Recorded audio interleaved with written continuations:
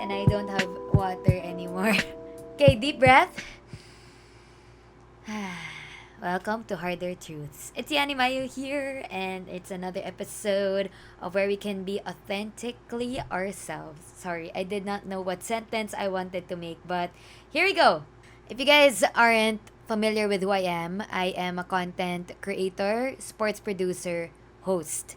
And I have a lot of time where I hang out with athletes. So I create original shows and the broadcast for the UAAP. I help create them because ang dami namin that does that. So, I want to tell you guys all the lessons that athletes taught me that helped to level up my life that everybody needs to know.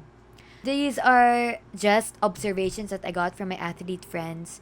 And they put the theory into work. Yun kasi yun eh. We can hear this all the time in all of those self-help books, in this podcast, as I am talking to you, in whatever YouTube video, TED Talk, but they actually apply it in their life and in their training and in practice. Kaya ako na-amaze sa kanila kasi theory becomes practice when it's the athletes that we're talking about.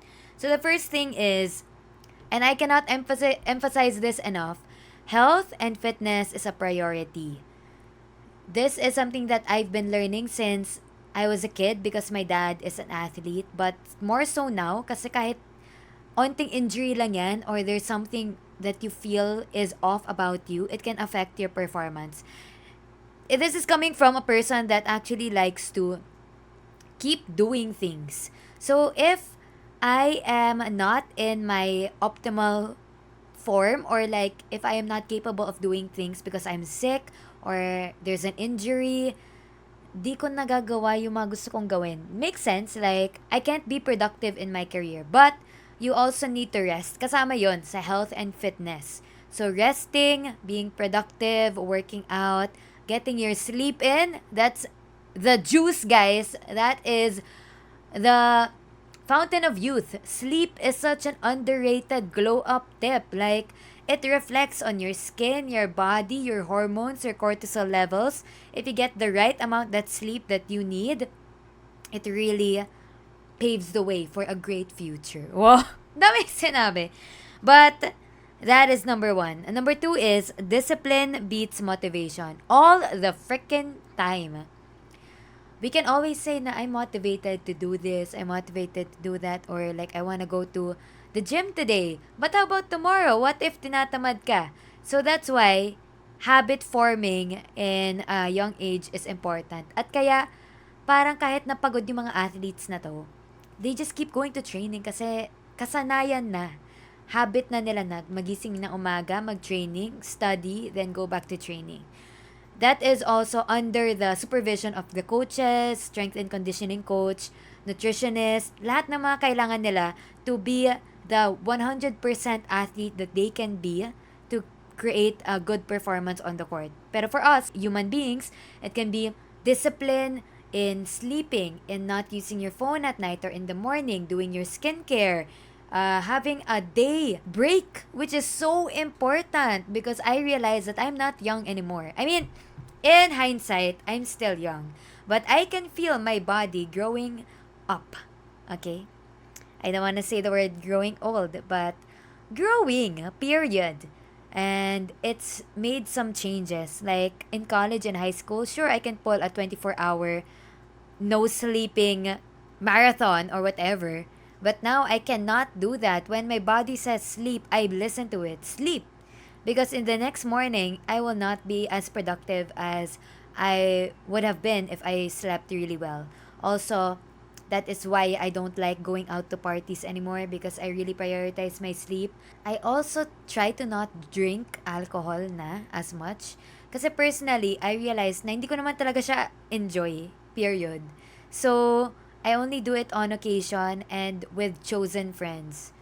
I don't drink out with people that I don't know. I don't really like going to the club unless it's with chosen friends. So, kapag safe lang ako, if I feel safe, that's when I do those things. And another thing that athletes taught me is super important ng people around you or the core people and the people that you trust with your performance, with your mental health, with your person. And that goes with them, yung mga teammates nila, coaches, family, friends, tayo, syempre, family and friends. Because whoever we're with, their values become our values, and how they think of us subconsciously becomes how we think of ourselves also. So, if you are surrounded by negative people, people who don't believe in your dreams, or people who think that things are impossible, you will also adopt that mindset. So basically ako, I don't like being with people who are pessimistic, who say that my dreams aren't reachable, who undermine my goals. I know sometimes you need that person to pull you back into reality. And that's what my family is for. I am the eldest child in a Filipino family. So I have a lot of reality here, guys. But yung friends ko, the people I've chosen to surround myself with, are very supportive of who I am, and I know that they just want the good for me. So that's where they're coming from. Pick your friends, pick your core and your tribe wisely. Kaya nag-glow up yung mga tao. That is also an underrated glow up tip, that the people you surround yourself with can either leech your energy or give you some energy. So those are the three things that I've learned from athletes. If you guys have any idea or any questions, please again reach me on Instagram and TikTok. That is where I'm most active. Trying to be active on YouTube and here on Spotify at It's Yani Mayo for my personal social media. And follow this podcast, guys, Harder Truths, where we talk about all of the deep stuff that we are afraid to talk about with other people. You know, I realized you just need someone to listen to you.